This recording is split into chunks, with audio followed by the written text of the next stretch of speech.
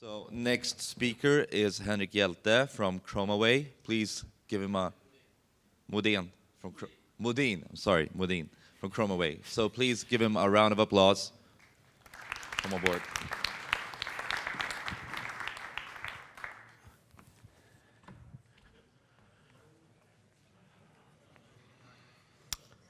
Right. My name is not Henrik Hjälte. He couldn't come today, unfortunately.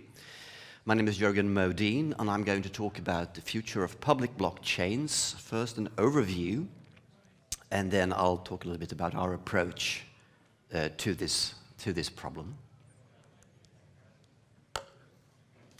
So I'm Jörgen Modin. I'm the Chief Solutions Architect at ChromaWay. I mainly work as the technical project lead for the Swedish Land Registry and Blockchain project. So just shortly about ChromaWay. We're one of the oldest blockchain companies in the world. We're Swedish.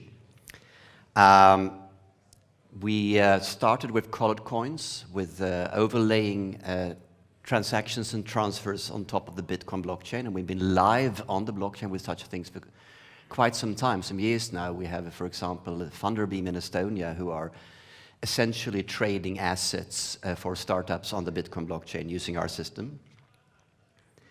We have upgraded, so we now have a private blockchain of our own, SQL-based, called Postchain, and we have a smart contracts platform called Splix. And we have subsidiaries and partner companies in Australia, China, India, and Taiwan. Now, over to the bottlenecks of public blockchains. What are the problems we face today? There's a problem with bandwidth. There's a problem of latency, how long it takes for the blockchain to respond to what you do, an uncertainty of the response time, a cost of working with the blockchain, the public blockchains. There is also an unnecessary complexity about modeling things on the blockchain. It's hard to do the stuff you want to do. So what would we like to have? What would be a perfect world? We would like one global public blockchain with one time and one context for each message. No cost, obviously, no spam. We would like unlimited bandwidth for whatever we do. We would like effortless modeling, so we can model anything we want. And we would like to have a low latency, and we would like to have a reliable latency, so we know when to get stuff back, when things actually get stored in the blockchain. However, what we have today is different. If we look at the two biggest public blockchains, Bitcoin and Ethereum, we're limited to about 10 transactions per second globally. We have a latency of tens of seconds or many minutes on the Bitcoin blockchain, and since the mining of blocks under proof of work is probabilistic, it also varies quite a lot. You can wait 40 minutes for the next block on the Bitcoin blockchain. Fees are substantial, and if you remember a couple of months ago, they were basically astronomical on the Bitcoin blockchain, with hundreds of crowns just to get one transaction through into the next block. There is a problem of complex modeling. So if you look at the heart of blockchains, they tend to work on NoSQL databases, which I suppose is a glorified way of saying that it's just a key value storage many times. So for example, the Bitcoin blockchain works with LevelDB, which is actually made for the Google Chrome browser originally. It works fine for what it does, but if you try to query it for anything, you're going to have a bad time. So it's hard to model stuff, especially on Bitcoin. It can take forever. If you want to do anything advanced on top of the Bitcoin blockchain, it can be really, really hard. Ethereum is better, but also there we have lots of constraints, not only in bandwidth, but also in the quality of the modeling tools and the quality of the languages that are actually used. The contract languages are error-prone, and we heard that from the previous speaker. Lots of money has disappeared to the wrong hands, or disappeared completely, even when the contracts have been written by people who are supposed to be the experts in the field. So we do have some problems right now in the public blockchain space. So there are attempted solutions to this. I'm going to go through some of them. You could have a bigger block capacity. Then we have more space. And Bitcoin Cash, for example, does exactly that. They try to just make bigger blocks. There are ways of trying to have less bandwidth need between nodes as to synchronize the blockchain. with thin blocks, with Bloom filters, inverted Bloom lookup tables, and all kinds of technological stuff that try to do that. We have overlaid topologies on top of the blockchains. We created channels on Bitcoin or on Ethereum, and then we overlay a fast network that may or may not work in the future. Hopefully it will, such as the Lightning Network on the Bitcoin system and rgen, I think it's called, on Ethereum. Or you could just have faster blocks. You could go, instead of bigger blocks, having faster blocks. You could straight up centralize. If you pay attention to altcoins, you may notice that sometimes they go down occasionally, like there's a master node that suddenly goes down.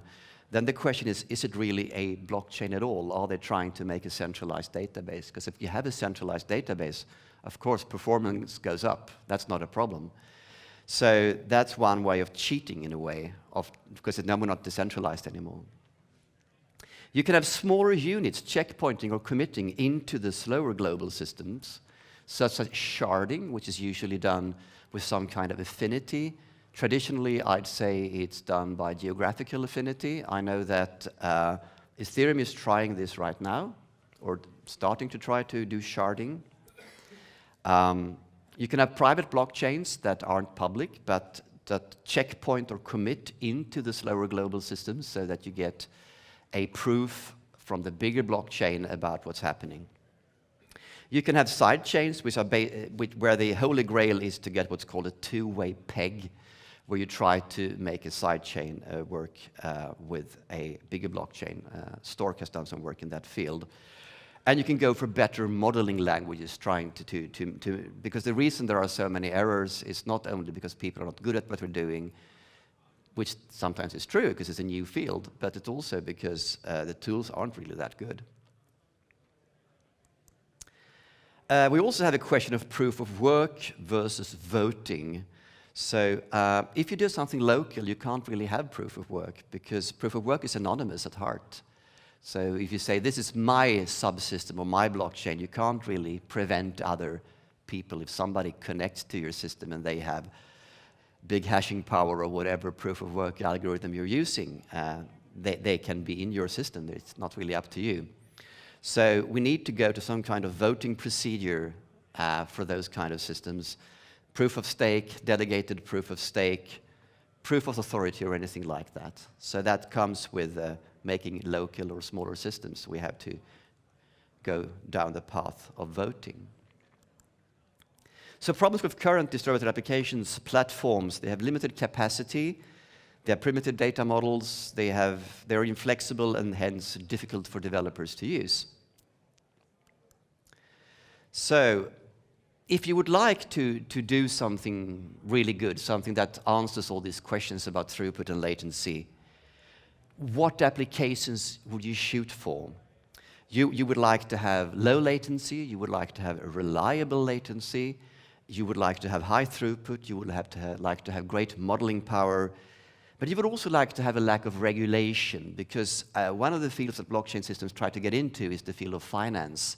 That's heavily regulated, and very often the quality controls are about securing the process of doing things. And as you guys know, blockchains do things differently, so it's very hard to shoehorn a blockchain system into a process specification for a more traditional system. Let's go to Fantasyland. Wouldn't that be nice, where we can do whatever we want? Where is Fantasyland? The world of gaming.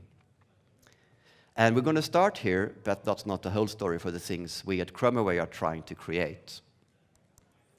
So the platform we're creating is called Chromapolis, and that's a full-stack platform.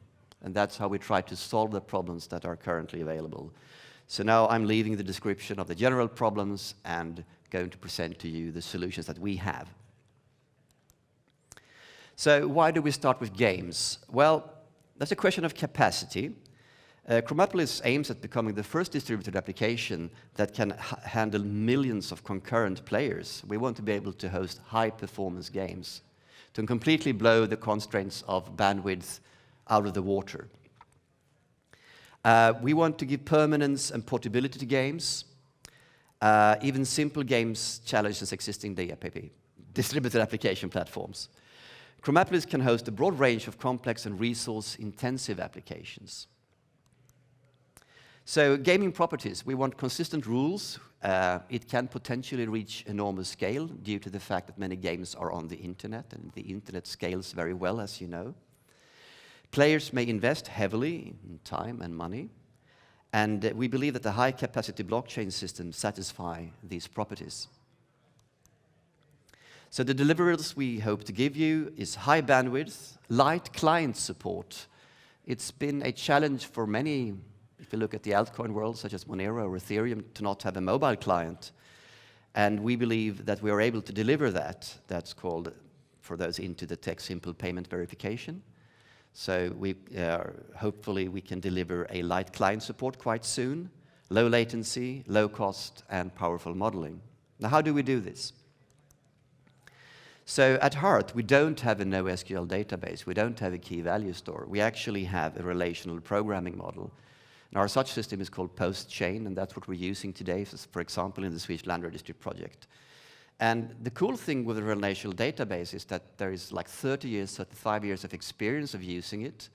It's very good at answering queries. You can query any way, which way you want. It has built-in constraints, so the validation of blocks can be, you can use SQL constraints for that, which is a whole lot easier than to write procedural code for this. You can also integrate this into other systems.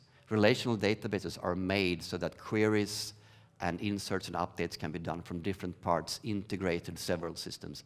Great for the corporate world, but we believe also great for gaming. So a decentralized application engine with high input-output throughput.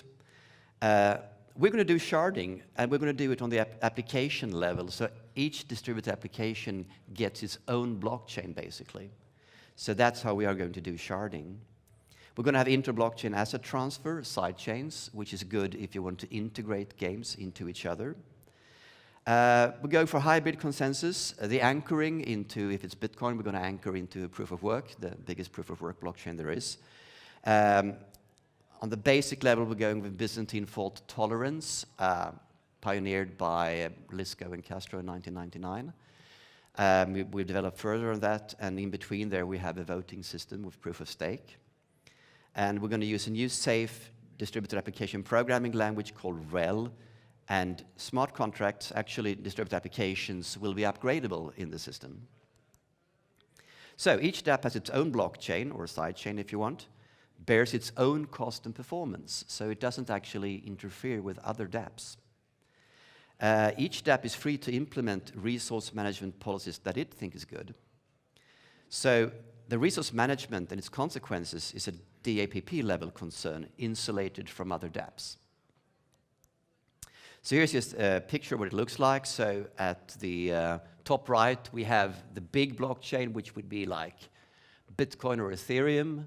And at the bottom left, we have the decentralized app. It has a number of nodes it runs on, which it actually takes from the main blockchain, the Chromapolis blockchain. And there is an anchoring, a subchain anchoring from the decentralized app blockchain up to Chromapolis, which runs on post-chain, our relational database-powered blockchain. So the sharding goes from that each decentralized app has its own set of nodes.